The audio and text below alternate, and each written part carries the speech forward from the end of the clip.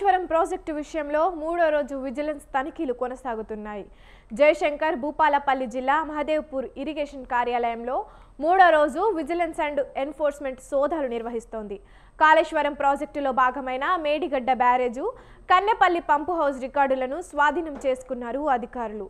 నిన్న కొన్ని కీలక ఫైళ్లను, హార్డ్ డిస్క్ను స్వాధీనం చేసుకున్నారు.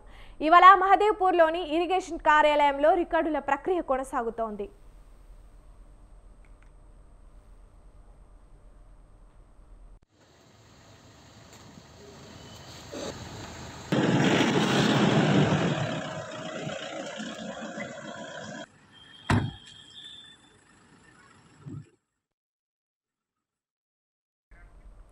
కాళేశ్వరం ప్రాజెక్టు విషయంలో మూడో రోజు విజిలెన్స్ తనిఖీలు కొనసాగుతున్నాయి.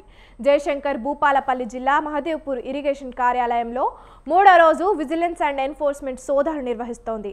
కాళేశ్వరం ప్రాజెక్టులో భాగమైన Medigadda barrage, Kannepalli pump house రికార్డులను స్వాధీనం చేసుకున్నారు అధికారులు. నిన్న కొన్ని కీలక ఫైళ్లను, హార్డ్ డిస్క్ను స్వాధీనం చేసుకున్నారు. ఇవాళ మహదేవ్పూర్లోని ఇరిగేషన్ కార్యాలయంలో రికార్డుల ప్రక్రియ కొనసాగుతోంది. ఇక ఇదే అంశంపై మరింత సమాచారాన్ని మా ప్రతినిధి వరంగల్ సుధాకర్ ఫోన్ లైన్ ద్వారా అందిస్తారు. చెప్పండి సుధాకర్, విజిలెన్స్ దాడులు ఎప్పటి నుంచి జరుగుతున్నాయి? గత 3 రోజుల నుంచి తెలంగాణ గత రాష్ట్ర ప్రభుత్వం ఎంతో ప్రతిష్టాత్మక తీసుకొని నిర్మించిన కాళేశ్వరం మెడిగడ్డ లక్ష్మీ బ్యారేజ్ ప్రాజెక్ట్ ఏదైతే ఉందో దానిపైన అది పిల్లలు కుంగిపోవడంతో పాటు దానికి సంబంధించిన కొన్ని ఇబ్బందికర పరిస్థితులు ఉండడంతో పాటు విజిలెన్స్ అధికారులు గత 3 రోజుల నుంచి ఏకదాటిగా వాటిపైన దాడులు చేస్తున్నారు. దానిపైన సంబంధించి కొన్ని ఇంపార్టెంట్ ఫైల్స్ కూడా వాళ్ళు సేకరించి దగ్గర పెడుతున్నారని చెప్పి కూడా తెలిసింది. అదే క్రమంలో మొత్తం మీద మెడిగడ్డ సంబంధించిన ఈ యొక్క ప్రాజెక్టుకు సంబంధించిన 46 అంశాలపై సమాచారం కోరిన విజిలెన్స్ అధికారులు మేడిగడ్డ బ్యారేజ్ సంబంధించి 46 అంశాలపైన సమాచారం ఇవ్వాలని చెప్పి విజిలెన్స్ అధికారులు కోరడం జరిగింది. ఇరిగేషన్ సంబంధించిన circle SP vigilance SP Sivakumar సమాధానాలు వీరికి అందరికీ ఒక లేఖ రాయడం జరిగింది. ఈ యొక్క లేఖ రాకపోతే గత 3 రోజులు మంగళవారం నుండి కూడా వీరిపైన దాడులు నిర్వహించడం జరుగుతుంది. డిపిఆర్ కేంద్రాలకు సంబంధించి జల సంఘాలకు సంబంధించి అనుమతులు, పునాదులు, వివరాలకు సంబంధించి బ్యారేజ్, పంప్ హౌస్ నిర్మాణానికి సెంటర్ లైటింగ్, డిజైనింగ్ సంబంధించి డ్రాయింగ్ మ్యాప్లకు సంబంధించి కానీ అదే కాకుండా టెండర్లకు ఏ రకంగా తీశారు, ఎవరు తీశారు, వారు ఏ ఒప్పందం ప్రకారంగా ఇవ్వడం జరిగింది, గ్యారంటీ నిర్మాణ గడువు, గుప్త ఉపగుప్త గడువు వివరాలు కూడా ఇట్లాంటి నిర్మాణానికి సంబంధించిన ప్రతి ఒక్క అంశాలకు సంబంధించి స్థూలంగా పరిశీలించి వాళ్ళ దగ్గర ఇచ్చిన ఫైల్స్ రికార్డింగ్ అయితే ఏదైతే ఉందో దానికి సంబంధించిన ప్రతి ఒక్క నిర్మాణానికి సంబంధించిన దానిలో నాణ్యత, యువత పత్రాలు ఏ రకంగా వచ్చాయి, ప్రతి నెల బిల్లులు ఏ రకంగా సంబంధించి చెల్లిస్తున్నారు, దానికి సంబంధించిన ఎంబుక్ లాక్ బుక్ ఉంటుంది. ఈ లాక్ బుక్ సంబంధించిన పూర్తి వివరాలు కూడా కావాలని చెప్పి ఉన్నతాధికారులు కూడా అడుగుకోవడం జరుగుతుంది. దీంతో పాటు ప్రతిసారి కూడా వీరికి అడిగిన కొద్ది వీరు దాట వేసుకున్న పోవడంతో పాటు మన నోటీస్ నుంచి ఖచ్చితంగా 9వ తారీఖు నుంచి ఈ యొక్క పని ప్రారంభించడం మాకు కావాలని చెప్పేసి ఇప్పుడున్న రాష్ట్ర ప్రభుత్వం చెప్పడంతో పాటు దానికి సంబంధించిన విజిలెన్స్ అధికారులు మొత్తం వరకు సంబంధించిన డాటా ఇవ్వాలని చెప్పి చెప్పడం జరుగుతుంది. దీనిపైన చూస్తే Medigadda barrage national dam safety అధికారులు ఇచ్చిన నివేదిక, పంపాలకు సంబంధించిన గోదాములు, గోడలకు సంబంధించిన కూడా ఇట్లాంటి సంబంధించిన ప్రతి ఒక్కటి కూడా అడగడం జరుగుతుంది. కన్నెపల్లి పంపాలు కూడా చూస్తే ఎందుకంటే వాటర్ సపోర్టింగ్ గా ఉండే దిమ్మలు కూడా నిర్మించడం జరిగింది. ఈ యొక్క దిమ్మలు కూడా ఇప్పుడు మొత్తం పంపాల నీరు మొత్తం పంపించిన తర్వాత అందులో చూస్తే ఎక్కడ దిమ్మలన్నీ మొత్తం కొత్తపై విచ్చలవిడిగా కూడా అవపడడం జరుగుతుంది. ఇదే క్రమంలో చూస్తే 19, 20, 21 పిల్లలకు సంబంధించి అక్కడ కూడా ఎందుకు కుంగిపోవడం జరిగింది, 5 ఫీట్ల నుంచి 6 ఫీట్ల లోతుకు ఎందుకు పడిపోయింది, దీనికి సంబంధించిన కూడా అప్పుడు కన్స్ట్రక్షన్ లో ఏమేమి మెటీరియల్ వాడారు, ఎందుకు ఇట్లా కావడం జరిగింది అనే కారణాలు కూడా మొత్తం ఆరా తీయడం జరుగుతుంది. గతంలో చూస్తే ఎందుకంటే గత 4 రోజుల క్రితం చూస్తే కేంద్ర కమిటీకి సంబంధించిన 6 బృందం కూడా వచ్చి పరిశీలించడం జరిగింది. 6 బృందం పరిశీలించిన తర్వాత తెలంగాణ రాష్ట్రం మళ్ళా మూడోసారి ఎన్నికలు జరిగిన తర్వాత కాంగ్రెస్ గెలిచిన తర్వాత కాంగ్రెస్ మంత్రులు కూడా వెళ్ళి దాన్ని పరిశీలించడం జరిగింది. పరిశీలించిన పిమ్మట అప్పటి నుండి కూడా కన్నెపల్లికి సంబంధించి కానీ పంపాలు, లక్ష్మీ బ్యారేజ్, మెడిగడ్డ బ్యారేజ్ సంబంధించి ఇంటిల బ్యారేజ్ ఇవన్నిటి పైన కూడా ఎలాంటి కట్టడాలు జరిగారు, ఎందుకు ఇట్లా ప్రాబ్లమ్స్ వస్తున్నాయి, ఇవి నాణ్యతమైన సరుకులు అంటే వస్తువులు వాడారా లేరా, లేకపోతే భూస్థాయిలు ఎలా ఉంది, దాని పరిస్థితి ఎలా ఉంది, దానికి సంబంధించి భూములు ఉన్నాయి. ఎందుకంటే మొత్తం భూపాలపల్లి చుట్టుపక్కల ఏరియా మొత్తం మైనింగ్ ఏరియా, ఎందుకంటే కింద చూస్తే మొత్తం బొందలగడ్డ జరుగుతుంది. ఆ బొందలగడ్డలు కూడా ఉంటుందా ఉండదా అనేది కూడా ఉంటుంది. ఎందుకంటే ఈ యొక్క భూసాయాలు తీసుకోవడం జరుగుతుంది. భూమిలో ఇసుక ఎక్కువ ఉన్న ప్రాంతాల్లో రాగడి మట్టి ఉండాలి, రాగడి మట్టి ఉంటుంది మొత్తం గట్టిగా ఉంటుంది, లేకపోతే మొత్తం కుంగిపోతాయి అనే ఒక అంశం పైన కూడా వాళ్ళు మొత్తం చర్చించడం జరుగుతుంది. ఎందుకంటే ఫ్యాన్ లో ఎప్పుడైనా కూడా ఒక పిల్లర్ వేస్తే అది నిలిచి అది ఎన్ని రోజులకైనా పోతుంది, దీన్ని మొత్తానికి తీసేయాలని చెప్పి కూడా గతంలో వచ్చిన కేంద్ర కమిటీ బృందం కూడా తెలపడం జరిగింది. అదే కాకుండా చూస్తే ఈ యొక్క మెడిగడ బ్యారేజ్ ఏదైతే ఉందో దానికి సంబంధించి మొత్తం 86 పిల్లర్లు ఉంటాయి. 86 పిల్లర్లు 1.2 కిలోమీటర్ ఉంటుంది. 1.2 కిలోమీటర్ల సుమారు 0.6 కిలోమీటర్ 600 మీటర్ల పైన పేపర్ డ్యామ్ కూడా నిర్మించాలి, లేకపోతే ఈ యొక్క డ్యామ్ మొత్తం డిస్మెంటల్ చేయాలనే నివేదిక కూడా వారికి ఇవ్వడం జరిగింది. దానిపైన కూడా పూర్వపరాలు మొత్తం ప్రతి ఒక్కటి క్షుణ్ణంగా పరిశీలించడం జరుగుతుంది. అదే కాకుండా మొత్తం కన్నపల్లి పంపాలకు సంబంధించిన రికార్డులను సైతం కూడా మొత్తం వారు కావాలని చెప్పడంతో పాటు ఈ రోజు అవి కన్నపల్లికి సంబంధించిన పంపాలకు సంబంధించిన ప్రతి ఒక్క రికార్డు కూడా వారికి సంబంధించిన రికార్డు కూడా వారు ఇవ్వాలని చెప్పి చెప్పడం జరుగుతుంది. దీనికి సంబంధించి Ramagundam Kaleshwaram engineering chief SC కానీ ఏఈ కానీ ఈఎస్ కానీ వీళ్ళందరూ ఉండి అక్కడ ఉండి మొత్తం అన్ని వీరికి అందించాలని చెప్పి వారు కోరడం జరుగుతుంది. Right, thank you Sudhakar.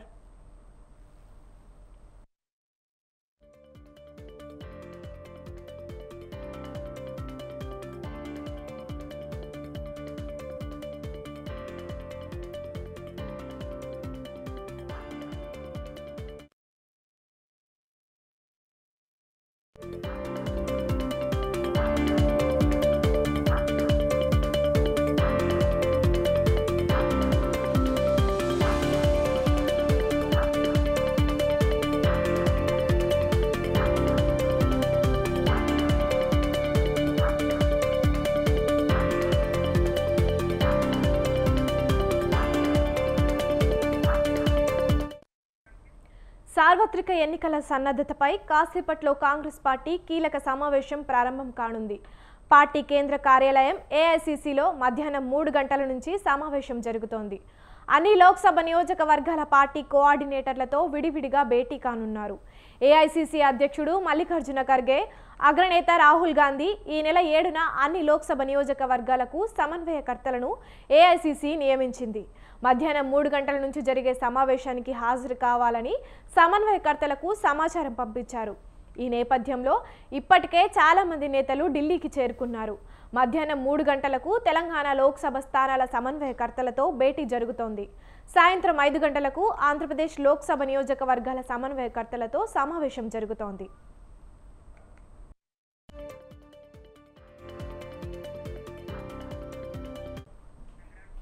ఇక ఇదే అంశంపై మరింత సమాచారాన్ని మా bureau chief Naresh phone line ద్వారా అందిస్తారు. చెప్పండి నరేష్, ఢిల్లీ పర్యటనకి సీఎం రేవంత్ రెడ్డి రద్దుకి గల కారణాలేంటి? సీఎం కేసీఆర్ ఢిల్లీ పర్యటన ఖరారు కాలేదు. అయితే ఎందుకంటే ఢిల్లీలో ఈరోజు లోక్సభ ఎన్నికలకు సంబంధించి ఒక సన్నాహక సమావేశం జరుగుతోంది. దేశవ్యాప్తంగా 530 పైగా ఉన్న లోక్సభ స్థానాల ఇన్ఛార్జ్లతో ఈరోజు ఏఐసీసీ పెద్దలు భేటీ అవుతున్నారు. అయితే తెలంగాణ మహబూబ్ నగర్, చేవెళ్ల ఈ 2 పార్లమెంట్ నియోజకవర్గాలకు సీఎం రేవంత్ రెడ్డి ఇన్ఛార్జ్ గా ఉన్నారు కాబట్టి సీఎం రేవంత్ రెడ్డి ఢిల్లీకి వెళ్తారు. దేశవ్యాప్తంగా ఉన్న అన్ని పార్లమెంట్ నియోజకవర్గాల ఇన్ఛార్జ్లతో సమావేశం కాబట్టి చేవెళ్ల, మహబూబ్ నగర్ పార్లమెంట్ ఇన్ఛార్జ్ గా వ్యవహరిస్తున్న సీఎం రేవంత్ సైతం ఈ సమావేశానికి వెళ్తారు అని చెప్పి అందరూ భావిస్తారు. అయితే ఆయన షెడ్యూల్ ఖరారు కాలేదు. ఇటువంటి పరిస్థితుల్లో రేవంత్ రెడ్డి ఢిల్లీకి వెళ్ళట్లేదు. కానీ రేవంత్ మినహా మిగిలిన మెజారిటీ మంత్రులు, కొంతమంది ఇన్ఛార్జీలు కూడా ఢిల్లీకి వెళ్తున్నారు. లోక్సభ ఎన్నికల్లో కాంగ్రెస్ పార్టీ గెలవాలంటే ఎలాంటి వ్యూహాలు అనుసరించాలి, రాష్ట్రాల వారీగా ఎలాంటి సమస్యలు ఉన్నాయి, రాజకీయ పరిణామాలు ఏంటి, పరిస్థితులు ఏంటి అన్న సమగ్ర అంశాల మీద ఈ రోజు ఏఐసీసీ 3 గంటలకి అంటే మరికొద్ది సేపట్లో ఈ భేటీ ప్రారంభమవుతుంది. ఈ భేటీలోనే వచ్చే లోక్సభ ఎన్నికలను గెలిచే విధంగా కాంగ్రెస్ పార్టీ వ్యూహారచన చేస్తుంది. రాష్ట్రాల వారీగా సమీక్షలు కూడా నిర్వహిస్తారు. ఏ పార్లమెంటో ఏ పార్టీకి బలాబలాలు ఏ రకంగా ఉన్నాయి, కాంగ్రెస్ పార్టీ ఎన్ని స్థానాల్లో గెలవగలుగుతోంది. ఇక అదే సమయంలో మొదటిసారిగా కాంగ్రెస్ పార్టీ నేతృత్వంలో ఇండియా కూటమి ఏర్పాటైంది. భాగస్వామ్య పక్షాలకు ఆయా రాష్ట్రాల్లో కాంగ్రెస్ పార్టీ కొన్ని పార్టీలతో కలిపి పొత్తులు పెట్టుకోవాలని ఆలోచిస్తా ఉంది. కాబట్టి ఏ రాష్ట్రాల్లో ఏ పార్టీకి ఎన్ని సీట్లను కాంగ్రెస్ పార్టీ త్యాగం చేయాల్సి ఉంటుంది, ఒకవేళ అక్కడ సీట్లను త్యాగం చేస్తే కాంగ్రెస్ కేడర్ ఏమైనా అసంతృప్తికి గురవుతారా, నేతలు ఏమైనా నిరాశకు గురవుతారా అన్న అన్ని అంశాలపై కూడా సమగ్రంగా చర్చిస్తారు. అయితే రాష్ట్రానికి సంబంధించి పార్లమెంట్ నియోజకవర్గాలకు మంత్రులు ఇన్ఛార్జిగా వ్యవహరిస్తా ఉన్నారు, ఎమ్మెల్సీ ఎమ్మెల్యేలు కూడా ఇన్ఛార్జిగా వ్యవహరిస్తున్నారు. కాబట్టి వాళ్ళంతా ఢిల్లీకి వెళ్లే అవకాశాలు ఉన్నాయి. అయితే సీఎం రేవంత్ మాత్రం ఢిల్లీకి వెళ్ళడం లేదు. అమిత నరేష్, తెలంగాణ నుంచి ఎవరెవరు మీటింగ్ లో పాల్గొంటున్నారు? మొత్తం తెలంగాణలో 17 లోక్సభ నియోజకవర్గాలు ఉన్నాయి. 12 మంది ముఖ్యమంత్రితో పాటు 12 మంది మంత్రులు ఇన్ఛార్జ్ గా వ్యవహరిస్తున్నారు. వారితో పాటు ఎమ్మెల్సీ జీవన్ రెడ్డి, ఎమ్మెల్యే సుదర్శన్ రెడ్డి సైతం ఇన్ఛార్జ్ గా వ్యవహరిస్తా ఉన్నారు. వీరితో పాటు ఏసీసీ రాష్ట్ర పార్టీ వ్యవహారాల ఇన్ఛార్జ్ దీపాదాస్ మున్సి, సహా ఇన్ఛార్జీలు 3, పలువురు సీనియర్ నేతలు ఈ సమావేశానికి వెళ్తున్నారు. తెలంగాణ రాష్ట్రంలో పార్టీ బాధ్యులుగా ఉన్న కొంతమంది సీనియర్లు ఉన్నారు కదా, ఆ సీనియర్లను కూడా ప్రత్యేక ఆహ్వానితులుగా ఈ సమావేశానికి ఆహ్వానించిన నేపథ్యంలో పరిమిత సంఖ్యలో అంటే సుమారు ఒక 30 మంది నాయకులు మాత్రమే ఢిల్లీకి చేరుకున్నారు. వారే ఈ సమావేశంలో పాల్గొంటారు. Jaggareddy, party working president Jaggareddy నిన్ననే ఢిల్లీకి వెళ్ళిన నేపథ్యంలో మరి జగ్గారెడ్డి సైతం ఈ సమావేశంలో పాల్గొనే అవకాశాలు కనిపిస్తా ఉన్నాయి. అదిగా right, thank you Naresh.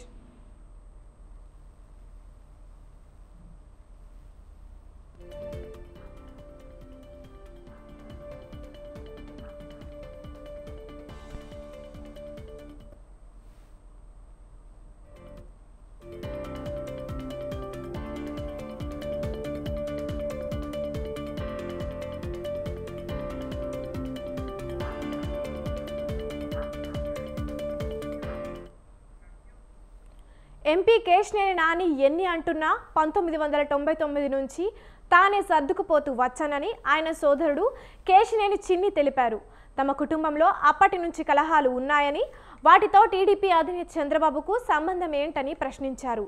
CM జగన్ను కలిసిన అనంతరం కేశినేని నాని విమర్శలు చేసిన నేపథ్యంలో చిన్ని స్పందించారు. నందమూరి, నారా కుటుంబాలను అనే అర్హత, స్థాయి కేశినేని నానికి లేదన్నారు. చంద్రబాబు పెట్టిన రాజకీయ భిక్షను మరచి మాట్లాడడం తగదని చెప్పారు. ఎంతోమంది మహామహులు టీడీపీని వీడినా పార్టీకి ఏమీ కాలేదని గుర్తు చేశారు. వచ్చేవాళ్ళు వస్తుంటారు, పోయేవాళ్ళు పోతుంటారని కేశినేని చిన్ని వ్యాఖ్యానించారు. సంఘటనలు, వ్యాఖ్యలు చాలా దురదృష్టకరం. మా నాయకుడు చంద్రబాబు నాయుడు గారు మా కుటుంబంలో విభేదాలు పెట్టారని మా ఎంపీ గారు వ్యాఖ్యానించారు. నానిగారు చంద్రబాబు నాయుడు గారిని, పార్టీ నాయకుల్ని, కార్యకర్తల్ని కొంచెం ఇబ్బందికర పరిస్థితుల్లో ఉన్నాయి. ఆ ఇబ్బందికర పరిస్థితుల్లో నిన్న ఆయన ఆవేశంతో అక్కడ వెళ్ళి ఉండొచ్చు. కాబట్టి మీరు వెళ్ళేటప్పుడు నానిగారు మీకు ఒకటే కోరుతున్నాను, మన కుటుంబం ఆయనకి ఎంతో రుణపడి ఉంది. అది మనం అందరం ఆలోచించుకోవాల్సిన విషయం. అంతేకాకుండా చంద్రబాబు నాయుడు గారిని మీరు పురుష పదజాలంతో చేశారు. మా తెలుగుదేశం శ్రేణులు, కార్యకర్తలు చాలా బాధపడుతున్నారు. మీరు తెలుగుదేశంలో 2 సార్లు ఎంపీ పదవిని పొందారు. వారి వల్ల ఎంతోమంది కార్యకర్తలు ఎన్నో సంవత్సరాల నుంచి పదవి పొందకుండా కూడా నిరంతరం త్యాగం చేస్తా పార్టీని గెలిపించుకుంటూ ఉన్నారు. మా తెలుగుదేశం కుటుంబ సభ్యులందరూ చాలా కోపంగా ఉన్నారు. మీరు ఈ వ్యాఖ్యలు ఉపసంహరించుకుని తెలుగుదేశం శ్రేణులు ఆనందిస్తాయి. ఎందుకంటే వారు మీకు గెలుపు కోసం నిరంతరం కృషి చేశారు. మీరు ఈ వ్యాఖ్యలు ఉపసంహరించుకోవాలని కోరు.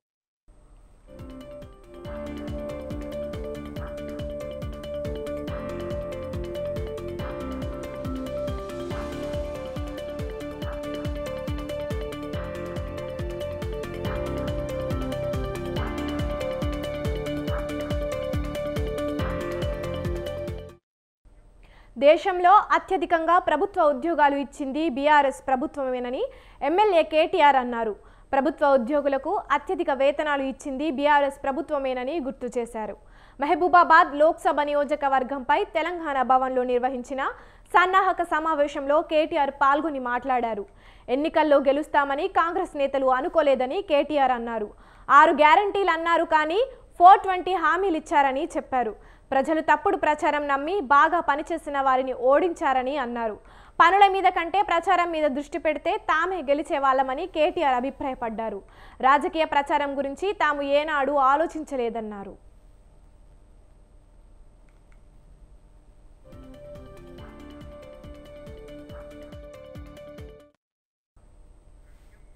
రేషన్ కార్డులు ఇవ్వలేదు అని తప్పుడు ప్రచారం చేశారన్నారు. 9.5 ఏళ్లలో బీఆర్ఎస్ ప్రభుత్వం 6,47,479 రేషన్ కార్డులు ఇచ్చిందని కేటీఆర్ తెలిపారు. దేశంలో అందరికన్నా ఎక్కువగా ప్రభుత్వ ఉద్యోగులకు 73% జీతాలు పెంచిన ఏకైక నాయకుడు కేసీఆర్.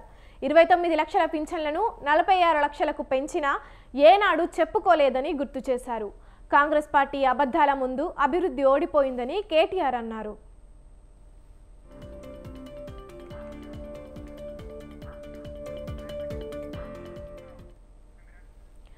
స్థానిక సంస్థల నుంచి మొదలుకొని అసెంబ్లీ దాకా బలమైన నాయకత్వం బీఆర్ఎస్ పార్టీకి ఉందన్నారు. తమది బలమైన ప్రతిపక్షం అన్న కేటీఆర్ మహబూబాబాద్ పార్లమెంటు ఎన్నికలే మన గెలుపునకు సోపానం కావాలన్నారు. ఎన్నికల ముందు రైతు రుణమాఫీ చేస్తామంటూ రేవంత్ రెడ్డి అనేక మాటలు మాట్లాడారు. రుణం ఉన్న వాళ్లే కాదు, వ్యవసాయ రుణం లేని వాళ్ళు కూడా తీసుకోకుండా సూచించారు. అధికారంలోకి రాగానే వెంటనే రుణమాఫీ చేస్తామని ఇచ్చిన హామీలను నెరవేర్చే దారి లేకనే అప్పులంటూ శ్వేతపత్రాలంటూ నాటకాలు ఆడుతున్నారని మండిపడ్డారు.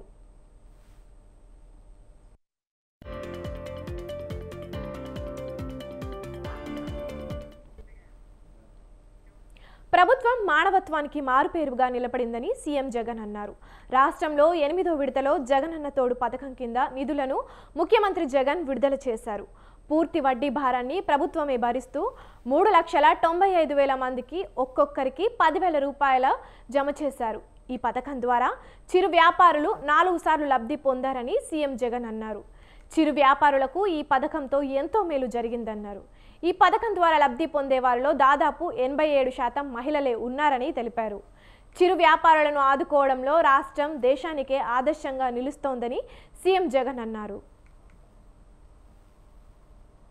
ఈ జగనన్న తోడు అనే 8వ విడత కార్యక్రమంలో మరో 86,084 మంది చిరు వ్యాపారులకు ఈరోజు మరో 86 కోట్ల రూపాయలు వడ్డీ లేని రుణంగా ఈరోజు అందిస్తూ ఉన్నాం. ఇదొకటే కాకుండా ఈ 86,000 మందితో పాటు గతంలో ఈ స్కీమ్ ద్వారా రుణాలు పొందిన 3,09,000 మంది చిరు వ్యాపారులకు 332 కోట్ల రూపాయలు రుణాలను రెన్యువల్ కూడా ఈ సందర్భంగా కూడా చేస్తూ ఉన్నాం.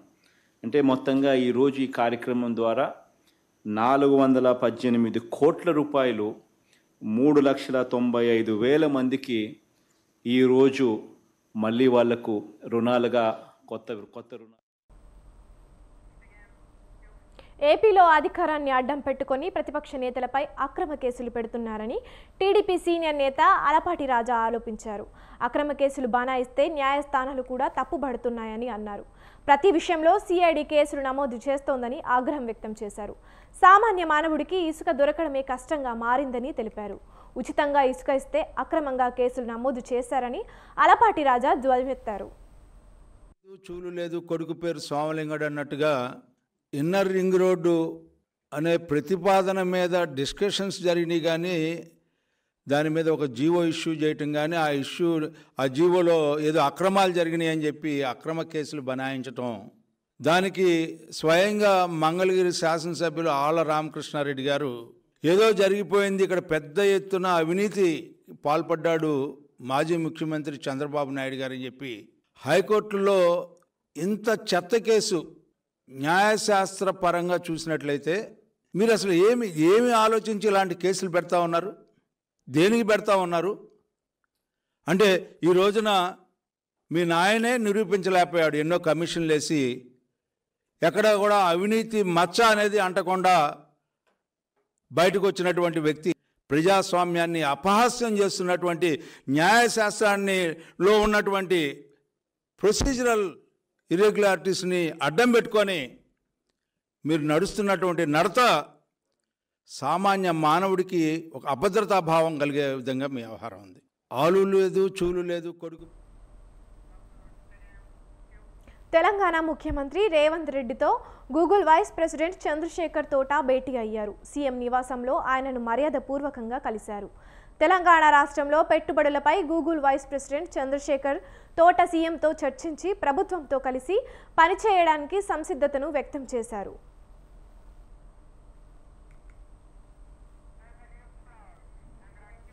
ఆర్టిఫిషియల్ ఇంటెలిజెన్స్ ప్రతి రంగాన్ని ప్రభావితం చేస్తుందని, వ్యవసాయం, విద్య, ఆరోగ్యం వంటి అంశాలలో తెలంగాణ కోసం డిజిటలైజేషన్ ఎజెండాను అభివృద్ధి చేయడంలో భాగస్వాములు కావడంతో పాటు తెలంగాణ పౌరుల అవసరాలను తీర్చడానికి, నాణ్యమైన సేవలను అందించడానికి విస్తృత సాంకేతికత, నైపుణ్యం తమతో ఉందని చంద్రశేఖర్ సీఎంకు వివరించారు. గూగుల్ మ్యాప్స్, గూగుల్ ఎర్త్ ప్లాట్ఫామ్లను ఉపయోగించి సాధ్యమయ్యే రహదారి భద్రతపై కూడా ముఖ్యమంత్రి చర్చించారు. ఈ సమావేశంలో మంత్రులు డి శ్రీధర్ బాబు, కోమటిరెడ్డి తదితరులు పాల్గొన్నారు.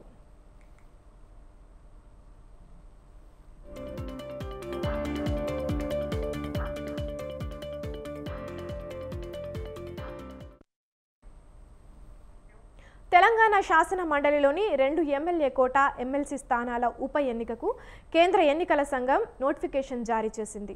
ఈ నెల 18వ తేదీ వరకు నామినేషన్లను స్వీకరిస్తారు. 19న నామినేషన్ల పరిశీలన, 22న ఉపసంహరణ ఉంటుంది. ఈ నెల 29న ఉదయం 9 నుంచి సాయంత్రం 4 గంటల వరకు పోలింగ్ జరగనుంది. అదే రోజు సాయంత్రం 5 గంటలకు ఓట్ల లెక్కింపు చేపట్టి ఫలితాలను ప్రకటించనున్నారు.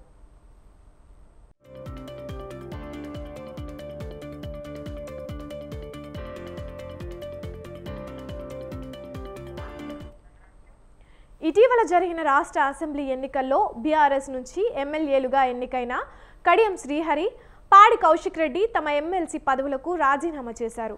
దీంతో ఆ 2 స్థానాలు ఖాళీ అయ్యాయి. వీటి పదవీ కాలం 2027 నవంబర్ 30వ తేదీ వరకు ఉంది. ప్రస్తుతం ఎమ్మెల్యేల బలబలాలను బట్టి చూస్తే కాంగ్రెస్ పార్టీకి ప్రస్తుతం మెజారిటీ ఉంది. 2 స్థానాలకు విడివిడిగా ఎన్నికలు జరుగుతుండడంతో అవి కాంగ్రెస్కే దక్కే అవకాశం ఉంది.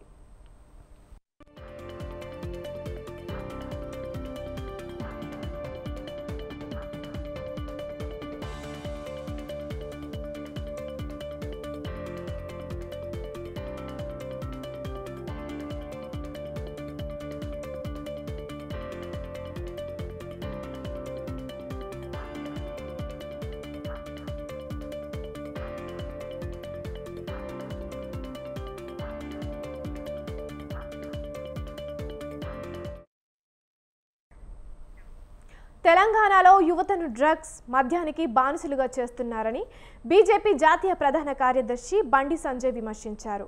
మద్యం ద్వారా రాష్ట్ర ప్రభుత్వం ఏటా 40,000 కోట్ల రూపాయలు ఆర్జిస్తోందన్నారు. విద్యా సంస్థల అడ్డాగా మత్తు పదార్థాల దందా జరుగుతోందని ఆరోపించారు.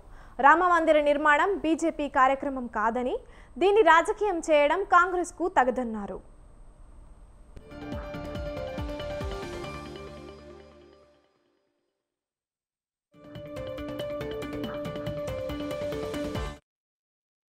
కాళేశ్వరం ప్రాజెక్టులో జరిగిన అవినీతిపై సిబిఐ విచారణ ఎందుకు కోరడం లేదని ప్రశ్నించారు. రాష్ట్ర ప్రభుత్వం కోరితే సిబిఐ విచారణ జరిపించేందుకు కేంద్ర ప్రభుత్వం సిద్ధంగా ఉందన్నారు. కాంగ్రెస్ తీరు బీజేపీ నేతల అవినీతిని కప్పిపుచ్చేలా ఉంటోందని బండి సంజయ్ ఫైర్ అయ్యారు.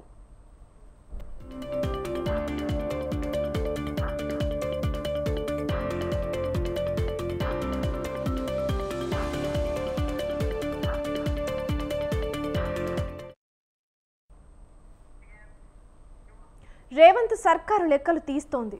అవును, బీఆర్ఎస్ ప్రభుత్వ హయాంలో జరిగిన ఒప్పందాల విషయంలో కాంగ్రెస్ ప్రభుత్వం ఒక్కో తీగ లాగుతోంది. ఇప్పటికే థర్మల్ ప్లాంట్ల వ్యవహారంలో న్యాయ విచారణకు ఆదేశించిన ప్రభుత్వం మేడిగడ్డ పైన సీజేకి లేఖ రాసింది. ఇప్పుడు ఫార్ములా ఈ రేస్ ఒప్పందం పైన న్యాయపరంగా ముందుకు వెళ్లేందుకు రెడీ అయింది.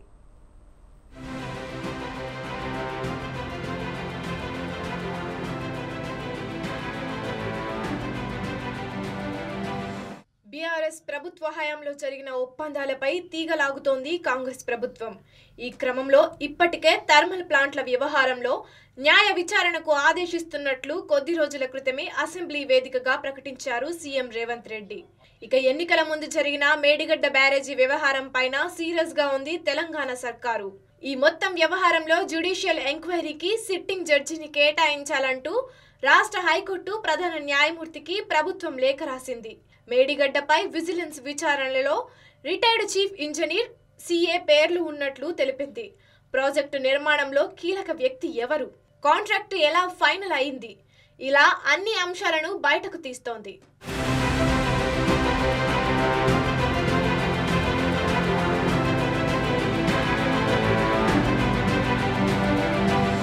సరిగ్గా ఇలాంటి వేళ మరో కీలక అంశంపై దృష్టి సారించింది తెలంగాణ ప్రభుత్వం. అదే ఫార్ములా ఈ రేస్ సచివాలయం బిజినెస్ రూల్స్ కు విరుద్ధంగా ఎలాంటి ముందస్తు అనుమతులు లేకుండా గత బీఆర్ఎస్ ప్రభుత్వ హయాంలో చేసుకున్న ఈ ట్రైపార్టీ ఒప్పందంపై న్యాయపరంగా ముందుకెళ్లాలని నిర్ణయించుకున్నట్లు తెలిపారు ఉప ముఖ్యమంత్రి మల్లు భట్టి విక్రమార్క. అసలు ఎలాంటి విధి విధానాలు లేకుండానే గతేడాది రేసులు నిర్వహించారని ఆరోపించారు ఆయన. హైదరాబాద్ లో ఫార్ములా ఈ రేస్ హైదరాబాద్ నగరానికి, రాష్ట్రానికి చాలా నష్టం జరిగింది.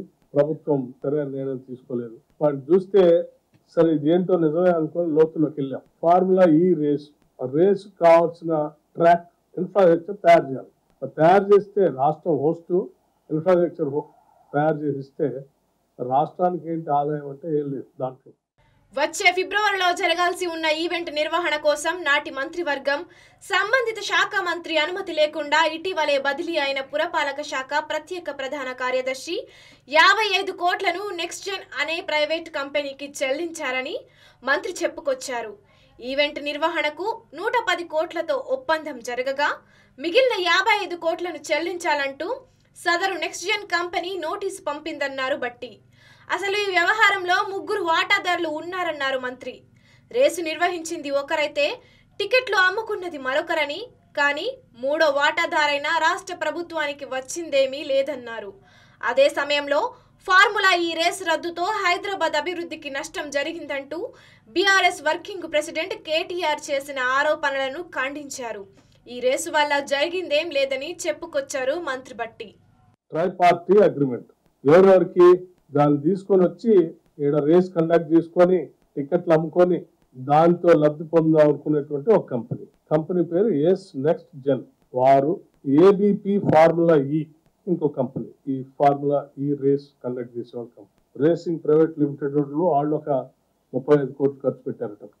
ఈ 20 కోట్లు, ఈ 35 కోట్లు, వాళ్ళకి ఇచ్చిన 55 కోట్లు ప్లస్ ఒక వారం 10 రోజులు రోడ్లు బంద్, ఇంకా కట్టాల్సిన ఇంకో 55 కోట్లు. మరి వీటన్నిటితో రాష్ట్రానికి వచ్చింది.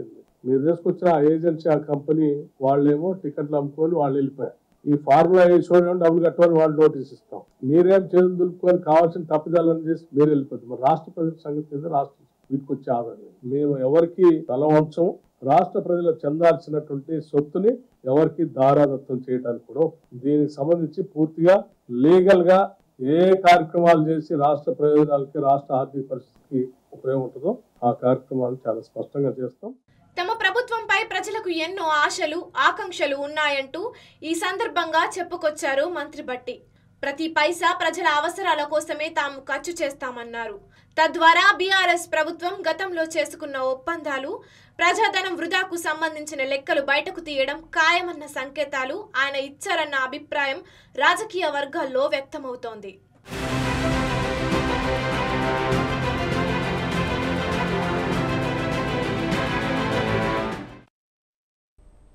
బులెటిన్లో షార్ట్ బ్రేక్ తీసుకుందాం. చూస్తూనే ఉండండి స్వతంత్ర న్యూస్.